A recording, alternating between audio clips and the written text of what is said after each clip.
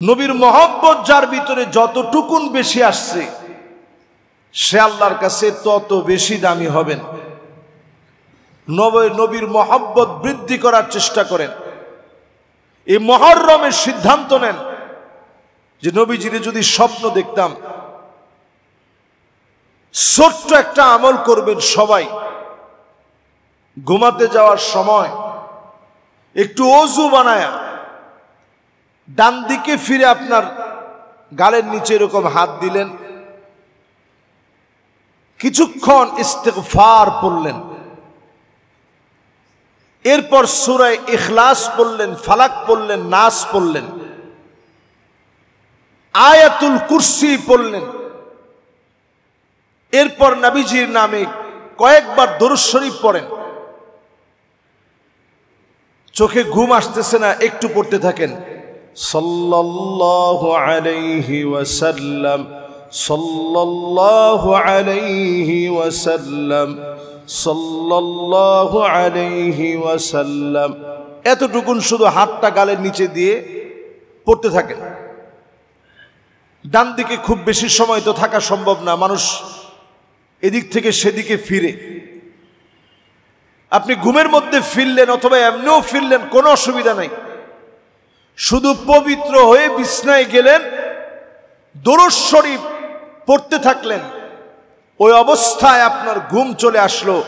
হতে পারে ওই রজনীতেই আল্লাহর নবী স্বপ্ন যুগে মোলাকাত করবে। আল্লাহু আকবার। আপনি আমলটা করে দেখবেন,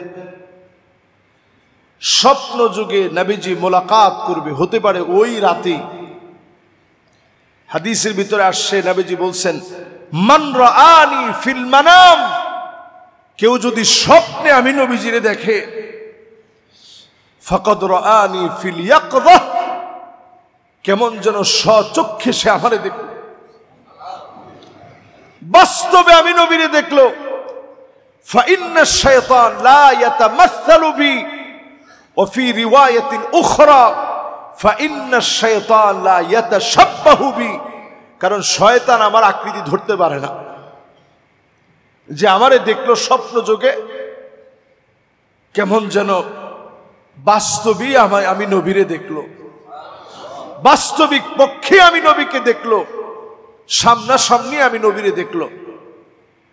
আমি একদিন মাগরিবে নামাজ পড়তে গিয়েছি, একটা বাচ্চা ছেলে ক্লাস 7-এ পড়ে, ইংলিশ মিডিয়ামে। ও আমারে বলতেছে, হুজুর আমি একটা স্বপ্ন দেখেছি। আমি ওর দিকে খুব অবাক দৃষ্টিতে তাকালাম, কি স্বপ্ন দেখছো? বলতেছে, হুজুর আমি ঘরের মধ্যে একটা জায়গায় নামাজ পড়ি, ওখানে একটা জায়নামাজ বিছানো থাকে।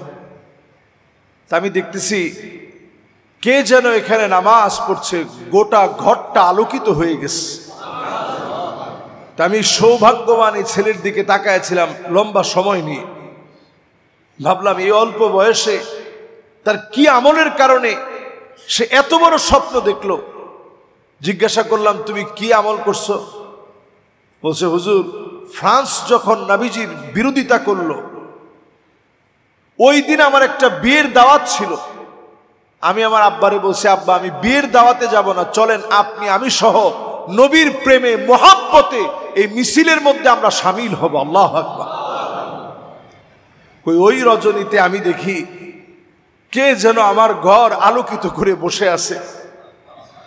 নবী করিম সাল্লাল্লাহু আলাইহি সাল্লামের এই মহব্বত যার হৃদয়ে যত বেশি হবে সে আল্লাহর কাছে তত দামি হবে। নবীজির এই মহব্বত আপনার সন্তানের চাইতে বেশি হতে হবে।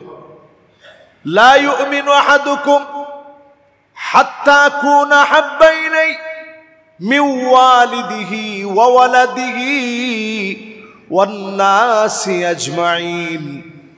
সব মানুষের চাইতে, নিজের সন্তান সন্ততির চাইতে, জীবনের চাইতে, মা বাবার চাইতে নবীজিকে বেশি যদি ভালো না বাসেন, নবীর উম্মতের দাবিদার হতে পারবেন না।